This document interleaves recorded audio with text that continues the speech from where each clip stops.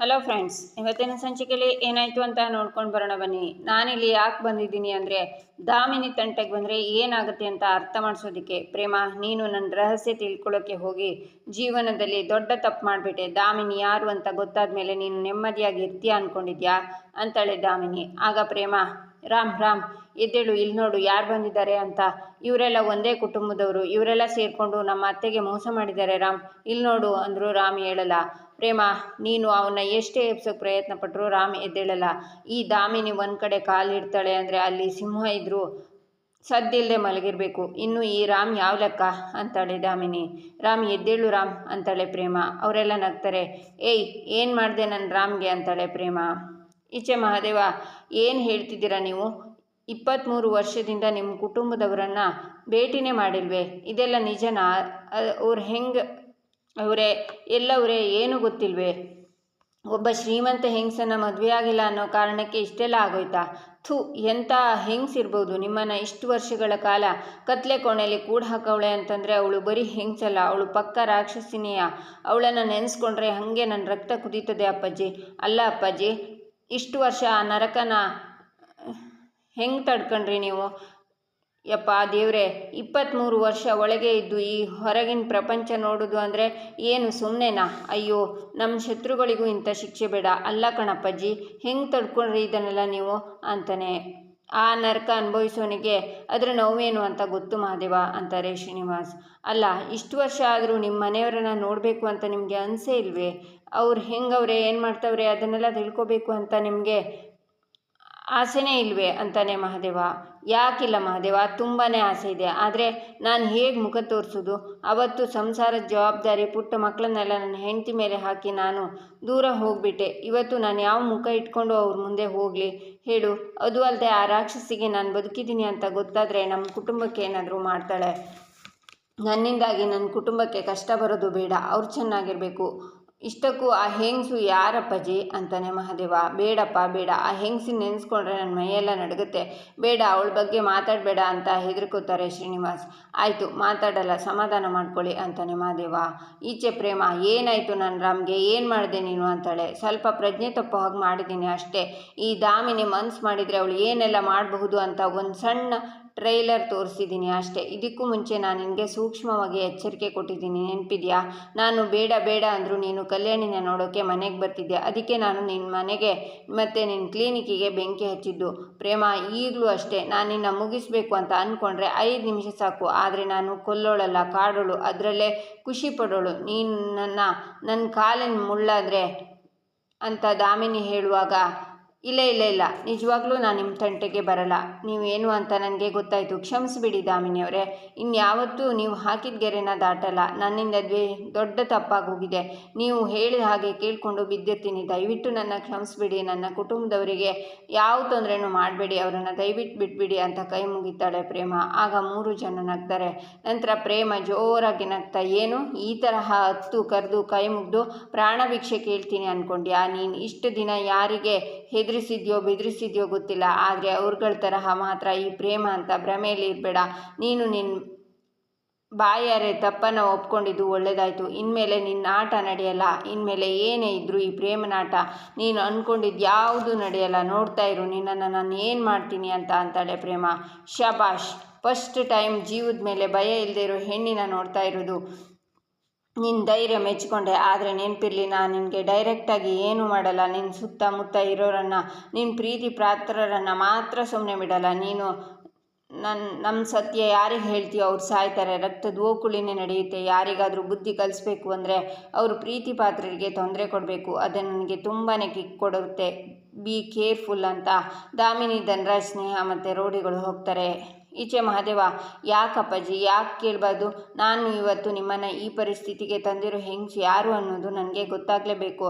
ಹೇಳಿ ಅಪ್ಪಾಜಿ ಅಂತಾನೆ ಮಹಾದೇವ. ಬೇಡಪ್ಪ ಮಹಾದೇವ, ಬೇಡ. ಅವಳಿಂದ ನಾನು ಅನುಭವಿಸಿರೋದು ಸಾಕು, ಬೇಡಪ್ಪ. ನೋಡು, ಅವಳು ಮನುಷ್ಯಳಲ್ಲ ಅಂತಾರೆ ಶ್ರೀನಿವಾಸ್. ನನ್ನ ಮೇಲೆ ನಂಬಿಕೆ ಇಟ್ಟು ಒಂದೇ ಒಂದು ಕಿತ ಅವಳ ಹೆಸರು ಹೇಳಿ ಅಪ್ಪಾಜಿ, ಆಮೇಲೆ ಈ ಮಹಾದೇವ ಏನು ಮಾಡ್ತಾನೆ ಅಂತ ನಿಮಗೆ ಗೊತ್ತಾಯ್ತದೆ. ನೀವು ಈ ಮಹಾದೇವನ ಒಳ್ಳೆ ಮುಖ ಮಾತ್ರ ನೋಡಿದ್ದೀರಾ, ನನ್ನ ರೌದ್ರಾವತಾರನ ನೋಡಲಿಲ್ಲ. ಒಂದೇ ಒಂದು ಕಿತ ನನ್ನ ಮೇಲೆ ನಂಬಿಕೆ ಇಡಿ. ಅಂತಾನೆ ಮಹಾದೇವ ನೋಡಪ್ಪ, ನಿನ್ನ ಪ್ರೀತಿ ವಿಶ್ವಾಸಕ್ಕೆ ನಾನು ಸೋತಿದ್ದೀನಿ, ನನಗಷ್ಟು ಸಾಕು. ಇದ್ರ ಮೇಲೆ ನನ್ನನ್ನೇನು ಕೇಳಬೇಡ. ಇದ್ರ ಹಿಂದೆ ಇರೋ ಅಸಲಿ ಕತೆ ನಾನು ನಿನಗೆ ಹೇಳೋದಕ್ಕಾಗಲ್ಲಪ್ಪ. ದಯವಿಟ್ಟು ಇದನ್ನು ಇಲ್ಲಿಗೆ ಬಿಟ್ಬಿಡು ಅಂತಾರೆ ಶ್ರೀನಿವಾಸ್. ಇಷ್ಟು ವರ್ಷ ಆದರೂ ನಿಮ್ಮ ಕುಟುಂಬದವರು ಎಲ್ಲವರೇ, ಏನು ಮಾಡ್ತವ್ರೆ ಏನೂ ಗೊತ್ತಿಲ್ಲ ನಿಮಗೆ. ಇನ್ನೊಂದು ಕಡೆ ನಿಮಗೆ ಇಷ್ಟೊಂದು ಕಷ್ಟ ಕೊಟ್ಟಿರುವ ಹೆಂಗ್ಸ್ ಯಾರು, ಎಷ್ಟೊಂದು ಕ್ರೂರಿ, ಎಷ್ಟು ಶಕ್ತಿಶಾಲಿ ಏನೂ ಗೊತ್ತಿಲ್ಲ. ಸರಿ ಬಿಡಿ. ಆದರೆ ಇವತ್ತು ನಾನು ನಿಮ್ಗೊಂದು ಮಾತು ಕೊಡ್ತೀನಪ್ಪಾಜಿ. ಯಾರೇ ಬಂದರೂ ಸರಿ, ಏನೇ ಗಂಡಾಂತರ ಅಡ್ಡ ಬಂದರೂ ಸರಿ, ಆ ದೇವ್ರ ಸಾಕ್ಷಿಯಾಗಲೂ ನಾನು ನಿಮ್ಮನ್ನು ನಿಮ್ಮ ಕುಟುಂಬದವ್ರ ಜೊತೆ ಸೇರಿಸ್ತೀನಿ. ಇದು ಈ ಮಹಾದೇವ ಕೊಡ್ತಾ ಇರೋ ಮಾತು ಅಂತ ಶ್ರೀನಿವಾಸನ ಕೈಯನ್ನು ಹಿಡ್ಕೋತಾನೆ ಮಹಾದೇವ. ಈಚೆ ಬೆಳಿಗ್ಗೆ ರಾಮ್ಗೆ ಎಚ್ಚರ ಆಗುತ್ತೆ. ಪ್ರೇಮ ದೇವರಿಗೆ ಪೂಜೆ ಮಾಡ್ತಾ, ಇನ್ಮೇಲೆ ನನ್ನ ಕುಟುಂಬನ ಉಳಿಸ್ಕೊಳ್ಳೋದಕ್ಕೆ ಆ ದಾಮಿನಿ ಮಾಡೋ ಪ್ರತಿಯೊಂದು ಸಂಚಿನ ಮೇಲೂ ನಾನು ನಿಲ್ಲಬೇಕು. ಅವಳ ಮನೆಗೆ ನುಗ್ಗಿ ಸವಾಲು ಹಾಕಿದಾಳೆ, ಅವಳ ಸವಾಲಿಗೆ ನಾನು ಎದುರೇಟ್ಕೊಡ್ಬೇಕಮ್ಮ. ಆ ಶಕ್ತಿ ಕೊಡು. ಇನ್ಮೇಲೆ ಅಳೋದು ಸಾಕು. ಅವಳ ಮುಂದೆ ನಿಂತು ಹೋರಾಡಬೇಕು. ಕೆಟ್ಟದ್ದು ಗೆಲ್ಲುತ್ತೋ ಒಳ್ಳೇದು ಗೆಲ್ಲುತ್ತೋ ನೋಡೇ ಬಿಡೋಣ. ಶಕ್ತಿ ಕೊಡು ತಾಯಿ ಅಂತ ಪ್ರೇಮ ಬಿಟ್ಕೋತಾಳೆ. ರಾಮ ಎದ್ದು ಪ್ರೇಮ ಪೂಜೆ ಮಾಡೋದನ್ನು ನೋಡಿ, ಏನೇ ದೇವ್ರ ಹತ್ರ ಬೇಡ್ಕೋತಿದ್ಯೋ, ಜಗಳ ಆಡ್ತಿದ್ಯೋ, ಹೇಗೆ ಮುಖ ಯಾಕೆ ಹಿಂಗೆ ಮಾಡ್ಕೊಂಡಿದ್ಯಾ ಅಂತಾನೆ ರಾಮ್. ಅದೇ ರಾಮ, ಅತ್ತೆನ ಹೊಲಿಸ್ಕೊಳ್ಳೋದಕ್ಕೆ, ಅತ್ತೆಗೆ ನನ್ನ ಮೇಲಿರೋ ಕೋಪ ತಣ್ಣಗಾಗೋದಕ್ಕೆ, ನನ್ನ ತಂಗಿ ಆದಷ್ಟು ಬೇಗ ನನ್ನ ಅಕ್ಕ ಅಂತ ಕರೆಯೋದಕ್ಕೆ, ಅಪ್ಪ ನನ್ನನ್ನು ಕ್ಷಮಿಸೋದಕ್ಕೆ ಎಲ್ಲ ದಾರಿ ಮಾಡಿಕೊಡು. ಏನೇ ಕಷ್ಟ ಬಂದರೂ ಎದುರಿಸೋ ಶಕ್ತಿ ಕೊಡು ಅಂತ ಕೇಳ್ಕೊತಿದ್ದೆ. ಅದೆಲ್ಲ ಬಿಡು. ಇವಾಗ ಹೇಗಿದ್ಯಾ? ತಲೆನೋವು ಕಮ್ಮಿ ಆಯಿತಾ? ನಿದ್ದೆ ಚೆನ್ನಾಗಾಯ್ತಾ ಅಂತಾಳೆ ಪ್ರೇಮ. ನಿದ್ದೆ ಚೆನ್ನಾಗಿ ಮಾಡಿದೆ, ಆದರೆ ಇಷ್ಟೊತ್ತು ಯಾಕೆ ಮಲಗಿದ್ದೆ ಅಂತ ಗೊತ್ತಾಗ್ತಿಲ್ಲ. ಸಿಕ್ಕಾಪಟ್ಟೆ ಮೈಭಾರ ಅನ್ನಿಸ್ತಿದೆ, ತಲೆ ದಿಮ್ಮ ಅಂತಿದೆ. ಯಾಕೆ ಅಂತ ಗೊತ್ತಾಗ್ತಿಲ್ಲ. ಹೌದು, ನೀನು ಏನೋ ವಿಷಯ ಹೇಳಬೇಕು ಅಂತ ಹೇಳ್ತಿದ್ದೆ ಅಲ್ವಾ? ಏನದು ಅಂತಾನೆ ರಾಮ್. ಬೇಡ, ಆ ದಾಮಿನಿ ಶಕ್ತಿ ಏನು, ಅವಳ ದೌರ್ಬಲ್ಯ ಏನು ಅಂತ ತಿಳ್ಕೊಳ್ಳೋವರೆಗೂ ರಾಮ್ನ ಇವ್ರ ಮಧ್ಯೆ ಎಳೆಯೋದು ಬೇಡ ಅಂತ ಯೋಚನೆ ಮಾಡ್ತಾಳೆ ಪ್ರೇಮ. ಎಲ್ಲಿ ಕಳೆದು ಹೋದೆ ಪ್ರೇಮ? ಏನು ಎಷ್ಟೋ ಹೊತ್ತಿನಿಂದ ವಿಷಯ ಹೇಳ್ತೀನಿ ಅಂದಿದ್ಯಲ್ಲ, ಏನದು ಅಂತಾನೆ ರಾಮ್. ದಾರಿ ಸಿಕ್ತು ಅನ್ನಲ್ಲ, ಹಾಗೆ ಸತ್ಯನೂ ಗೊತ್ತಾಗೋದಕ್ಕೆ ತುಂಬ ಸಮಯ ಬೇಕಾಗಿಲ್ಲ. ಸತ್ಯ ಪೂರ್ತಿಯಾಗಿ ಗೊತ್ತಾದ ಮೇಲೆ ನಾನು ನಿನ್ಗೆ ಹೇಳ್ತೀನಿ. ಈಗ ಹೋಗಿ ಮುಖ ತೊಳ್ಕೊಂಡು ಬಾ, ಕಾಫಿ ಮಾಡಿಕೊಡ್ತೀನಿ ಅಂತಾಳೆ ಪ್ರೇಮ. ನಾನು ಕಾಫಿ ಚೆನ್ನಾಗಿ ಮಾಡಲ್ವಾ? ಇವತ್ತು ನಾನೇ ಕಾಫಿ ಮಾಡ್ತೀನಿ ಅಂತಾನೆ ರಾಮ್. ಸಾಕು, ಮೊದಲು ಮುಖ ತೊಳಿ ನಡಿ ಅಂತಾಳೆ ಪ್ರೇಮ. ಈಚೆ ಕಾವ್ಯ ಫ್ರೆಂಡ್ ಬ್ಯಾಗ್ ತಗೊಂಡು ಹೊರಡ್ತಾಳೆ. ಇದೇನಮ್ಮ ಬ್ಯಾಗ್ ತಗೊಂಡು ಹೊರಟೆ ಅಂತಾನೆ ಮಹಾದೇವ. ನಮ್ಮನೇಲಿ ಸಣ್ಣ ಫಂಕ್ಷನ್ ಇತ್ತು ಅಂತ ಅದಕ್ಕೆ ಹೊರಟಿದ್ದೀನಿ ಅಂತಾಳೆ ಕಾವ್ಯ ಫ್ರೆಂಡ್. ಆಯ್ತು ಕಣವ, ಹುಷಾರಾಗಿ ಹೋಗ್ಬಿಟ್ಟು ಬಾ. ಅದಿರಲಿ, ನಿನ್ನ ಫ್ರೆಂಡ್ ಕಾವ್ಯ ಇಲ್ಲಿ ಇನ್ನೂ ಎದ್ದಿಲ್ವೇ? ಇಷ್ಟೊತ್ತಾದರೂ ಕಾಣ್ತಿಲ್ಲ ಅಂತಾನೆ ಮಹಾದೇವ. ಅವಳು ಇಡೀ ರಾತ್ರಿ ಕಣ್ಣಿಗೆ ಎಣ್ಣೆ ಬಿಟ್ಕೊಂಡು ಓದಿದ್ದಾಳೆ. ಈಗಲೇ ಎಬ್ಸೋಕೆ ಹೋಗಬೇಡಿ ಅಂತ ನಾನು ಬರ್ತೀನಿ ಅಂತ ಹೋಗ್ತಾಳೆ. ಸರಿ ಕಣವ, ಹುಷಾರು ಅಂತಾನೆ ಮಹಾದೇವ.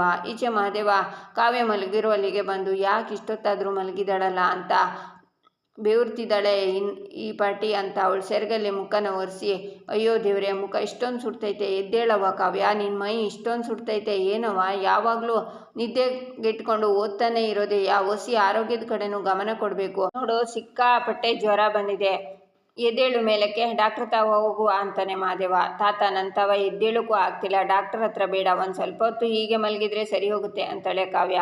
ಸಾಕು ಸುಮ್ಮನಿರವ, ಇಷ್ಟೊಂದು ಜ್ವರ ಸುಡ್ತೈತೆ, ಅದು ಹಿಂಗೆ ವಾಸಿ ಆಗುತ್ತೆ ನೋಡು, ಸುಮ್ಮನೆ ನನ್ನ ಮಾತು ಕೇಳು, ನಡಿ ನನ್ನ ಜೊತೆ. ಅದು ಕಾಲೇಜಲ್ಲಿ ಏನೋ ಮುಖ್ಯವಾದ ವಿಚಾರ ಐತೆ, ಓದಬೇಕು, ಕಾಲೇಜಿಗೆ ಹೋಗಬೇಕು ಅಂತ ಹೇಳ್ತಿದ್ದೀಯಲ್ಲ ಅಲ್ವವ? ಹೀಗೆ ಜ್ವರ ಇದ್ದರೆ ಅದೆಲ್ಲ ನಿನ್ನ ಕೈಲಿ ಮಾಡೋಕ್ಕಾಗಕ್ಕಿಲ್ಲ. ಡಾಕ್ಟ್ರ್ ಹತ್ರ ಹೋದರೆ 1-2-3 ದಿನದಲ್ಲಿ ಹುಷಾರಾಗ್ತೀಯಾ. ನನ್ನ ಮಾತು ಕೇಳು ಓಸಿ, ಹೋಗುವ ಅಂತಾನೆ ಮಹಾದೇವ. ಬೇಡ ತಾತ ಅಂತಾಳೆ ಕಾವ್ಯ. ನನ್ನ ಮಾತು ಎಲ್ಲಿ ಕೇಳ್ತೀಯಾ? ನಾನೇನು ಬಂದು ನಾನು ಅಂಟನ? ಯಾವನೋ ಮುದುಕ, ಇವನ ಮಾತು ಯಾಕೆ ಕೇಳಬೇಕು ಅಂತ ಅಲ್ವಾ? ನಿನ್ನ ಇಂಥ ಪರಿಸ್ಥಿತಿಯಲ್ಲಿ ನೋಡಿ ಶಾನೆ ಸಂಕಟ ಆಯ್ತದೆ ಕಣವ ಅಂತ ಹೇಳ್ತಾನೆ ಮಹಾದೇವ. ತಾತ, ಇಷ್ಟಕ್ಕೆಲ್ಲ ಯಾಕೆ ಅಳ್ತೀರಾ? ಹಾಸ್ಪಿಟ್ಲಿಗೆ ತಾನೇ, ಬನ್ನಿ ಹೋಗುವ ಅಂತಾಳೆ ಕಾವ್ಯ. ಮಹಾದೇವ ಕಾವ್ಯನ ಕೂರಿಸಿ ಏಳಿಸಿ ಕರ್ಕೊಂಡು ಹೋಗ್ತಾನೆ. ಈಚೆ ಕಲ್ಯಾಣಿ ಸೋಫಾ ಮೇಲೆ ಕೂತಿರ್ತಾರೆ. ಆಗ ಶ್ರೀಧರ್, ಅಪ್ಪ ಕಿಟ್ಟಿ ಮಹಾರಾಜ, ನೀನು ಮನೇಲಿ ಕೂತ್ಕೊಂಡು ತಟ್ಟೆ ಮೇಲೆ ಖಾಲಿ ಮಾಡೋ ಬದಲು ಮಿಲ್ಲಿಗೆ ಹೋಗಿ ಮೈ ಬಗ್ಸಿ ಕೆಲಸ ಮಾಡಿದರೆ ತಿಂದಿದ್ದು ಸ್ವಲ್ಪನಾದರೂ ಆರೋಗುತ್ತೆ ಅಂತಾರೆ. ಏನು, ನಾನು ಮಿಲ್ಲಿಗೆ ಹೋಗೋದಾ? ಏನು ತಮಾಷೆ ಮಾಡ್ತಿದ್ದೀರಾ ಬಾವ ಅಂತಾನೆ ಕಿಟ್ಟಿ. ಆಗ ದಾಮಿನಿ ಅಲ್ಲೇ ಆಚೆ ಫೋನಲ್ಲಿ, ಎಲ್ಲ ಸರಿಯಾಗಿದೆ, ಟೈಮ್ ವೇಸ್ಟ್ ಮಾಡಬೇಡ, ಒಳಗೆ ಬಾ ಅಂತ ಕಲ್ಯಾಣಿ ಹತ್ರ ಬಂದು ಅಕ್ಕ ಮಾತ್ರೆ ತಗೊಳ್ಳಿ ಅಂತ ಮಾತ್ರೆಯನ್ನು ಕೊಡ್ತಾಳೆ.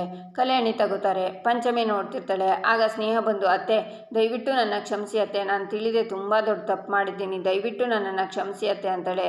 ಏಯ್ ಸ್ನೇಹ, ಏನಕ್ಕೆ ಇಲ್ಲಿಗೆ ಬಂದೆ? ಅತ್ತಿಗೆಗೆ ಮೊದಲೇ ಹುಷಾರಿಲ್ಲ, ಏನಕ್ಕೆ ಅವ್ರ ಮನಸ್ಸನ್ನು ನೋಯಿಸ್ತಿದ್ಯಾ, ಹೊರಟೋಗು ಇಲ್ಲಿಂದ ಅಂತಾರೆ ಶ್ರೀಧರ್. ಇಲ್ಲ, ನನಗೆ ಅತ್ತೆ ಕ್ಷಮೆ ಬೇಕು, ನಾನು ಈ ಮನೆಗೆ ತುಂಬ ನೋವು ಮಾಡಿಬಿಟ್ಟಿದ್ದೀನಿ ಅತ್ತೆ, ಮನಸ್ಸನ್ನು ನೋಯಿಸಿದ್ದೀನಿ, ನನ್ನ ತಪ್ಪಿನ ಅರಿವು ನನಗಾಗಿದೆ, ಅದಕ್ಕೆ ನಾನು ಅತ್ತೆ ಹತ್ರ ಕ್ಷಮೆ ಕೇಳೋಕೆ ಬಂದಿದ್ದೀನಿ, ದಯವಿಟ್ಟು ನನ್ನ ತಡಿಬೇಡಿ ಅಂತಾಳೆ ಸ್ನೇಹ. ನಾನು ಯಾರನ್ನು ಕ್ಷಮಿಸಲ್ಲ, ಮೊದಲು ಹೋಗಿ ಇಲ್ಲಿಂದ, ನನ್ನ ಕಣ್ಣು ಮುಂದೆ ನಿಲ್ಬೇಡ ಅಂತ ಕೂಗ್ತಾರೆ ಕಲ್ಯಾಣಿ. ಸ್ನೇಹ, ಹೆಣ್ಮಗು ಅಂತ ನಾನು ಸುಮ್ಮನೆ ಇದ್ದೀನಿ, ಬಾಯಿ ಮುಚ್ಕೊಂಡು ಆಚೆ ಹೋಗು ಅಂತಾರೆ ಶ್ರೀಧರ್. ನೋಡಮ್ಮ, ಅವರ ಆರೋಗ್ಯ ಸರಿ ಇಲ್ಲ, ದಯವಿಟ್ಟು ಹೋಗು ಅಂತಾಳೆ ದಾಮಿನಿ. ಆಗ ಈಶ್ವರಿ ಬಂದು, ಅರೆ ಸ್ನೇಹ, ಯಾವಾಗ ಬಂದ್ಯಮ್ಮ, ಎಷ್ಟು ದಿನ ಆಗೋಯ್ತು ನಿನ್ನ ನೋಡಿ, ಹೇಗಿದೆಯಾ ಸ್ನೇಹ, ಯಾಕೆ ಇಷ್ಟು ಸೊರ್ಗೋಗಿದೆಯಾ ಅಂತಾರೆ. ಅತ್ತೆ, ನಾನು ಕಲ್ಯಾಣಿ ಅತ್ತೆ ಹತ್ರ ಕ್ಷಮೆ ಕೇಳೋಕ್ಕೆ ಬಂದಿದ್ದೀನಿ ಅತ್ತೆ, ನೀವಾದರೂ ದಯವಿಟ್ಟು ಹೇಳಿ ಅತ್ತೆ, ನನ್ನ ಕ್ಷಮಿಸೋಕ್ಕೆ ಹೇಳಿಬಿಡಿ ಅಂತಾಳೆ ಸ್ನೇಹ.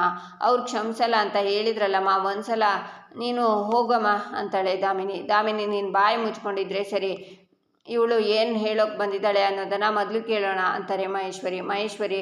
ಅವಳು ಇನ್ನೂ ಹೇಳೋದೇನಿದೆ, ಬರೀ ನಾಟಕ ಮಾಡೋಕ್ಕೆ ಬಂದಿದ್ದಾಳೆ ಅಷ್ಟೇ, ಇಷ್ಟು ದಿನ ಅವಳು ಆಟ ಆಡಿದ್ದು ಸಾಲದು, ಶ್ರೀಧರ ಮೊದಲು ಅವಳನ್ನು ಆಚೆ ಕಳಿಸಿ ಅಂತ ತಲೆನ ಹಿಡ್ಕೊಂಡು ಅಲ್ಲೇ ಕೂತ್ಕೋತಾರೆ ಕಲ್ಯಾಣಿ. ಈಚೆ ಪ್ರೇಮ ಕಲ್ಯಾಣಿ ಮನೆಗೆ ಬಂದು ಪ್ರೇಮನ ಹತ್ರ, ಈ ಖರ್ಚಿಪ್ನಿಂದ ರಾತ್ರಿ ನಮ್ಮನೆಗೆ ನುಗ್ಗೋಕೆ ಎಷ್ಟೇ ಧೈರ್ಯ ನಿನಗೆ ಅಂತ ಸ್ನೇಹ ಕೆನ್ನೆಗೆ ಬಾರಿಸ್ತಾಳೆ. ಆಗ ದಾಮಿನಿ ಸಿಟ್ಟಿಂದ ಕೈನ ಮುಷ್ಟಿ ಮಾಡ್ತಾಳೆ. ನಿನ್ನನ್ನು ದಾಳವಾಗಿ ಬಳಸ್ಕೊತಾ ಇರುವವರಿಗೂ ಹೋಗಿ ಹೇಳು, ಅವರಿಗೂ ಇದೇ ರೀತಿ ಹೊಡಿತೀನಿ ಅಂತ ಮತ್ತೆ ಹೊಡಿತಾಳೆ ಪ್ರೇಮ. ಈಚೆ ದಾಮಿನಿ ಪ್ರೇಮ ಹತ್ರ ಅತಿ ಆಗ್ತಿದೆ ಅಂತಾಳೆ. ಪ್ರೇಮ ತಂಟೆಗೆ ಬರೋಕ್ಕೂ ಮುಂಚೆ 100 ಸಲ ಯೋಚನೆ ಮಾಡಬೇಕು, ನನ್ನ ಹೆಸರು ಅಷ್ಟೇ ಪ್ರೇಮ, ಎದುರು ಹಾಕ್ಕೊಂಡ್ರೆ ಪ್ರಳಯನೇ ಅಂತಾಳೆ ಪ್ರೇಮ. ಇಲ್ಲಿಗೆ ಈ ಸಂಚಿಕೆ ಮುಕ್ತಾಯವಾಗುತ್ತೆ. ಮುಂದಿನ ಸಂಚಿಕೆಗಾಗಿ ನಮ್ಮ ಚಾನಲನ್ನು ನೋಡಿ, ಸಬ್ಸ್ಕ್ರೈಬ್ ಮಾಡಿ, ಲೈಕ್ ಮಾಡಿ, ಸಪೋರ್ಟ್ ಮಾಡೋದನ್ನು ಮರಿಬೇಡಿ.